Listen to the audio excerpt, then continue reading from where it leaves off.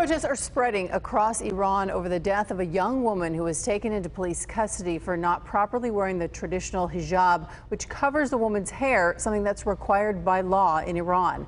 Demonstrations are now being held and reported in 12 different Iranian cities, with increasing violent clashes between the government and protesters.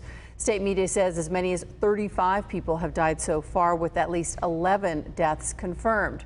The protests began last weekend following the death of 22-year-old Mahsa Amini. Authorities claim that she had a heart attack while in police custody.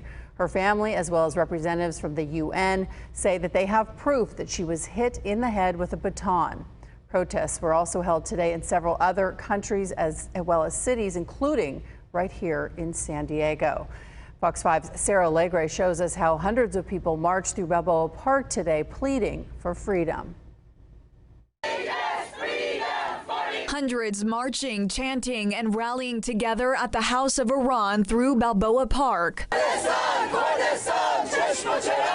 in protest of what they're calling an oppressive, murderous, and inhumane regime of Iran. We don't have our fundamental rights. We are just fighting for human rights, like women's rights. For Marjan, who chose to keep her last name hidden out of safety concerns, taking her protest a step further, chopping off her hair, holding it in hand while chanting the Iranian regime must go, all in memory of 22-year-old Mahsa Amini. They are killing them to death. They are beating them to death. The young woman died last week after she was taken into custody by the country's morality security forces for showing a portion of her hair while wearing a headscarf, the hijab. Iranian police allege the young woman died of a heart attack. They beat her to death, and now they are not accepting the responsibility, and Mahsa is not the only one. Protesters today, too, calling on the Biden administration, chanting, "Wake up, Biden," pleading with the United States in their quest for freedom. They didn't give my mom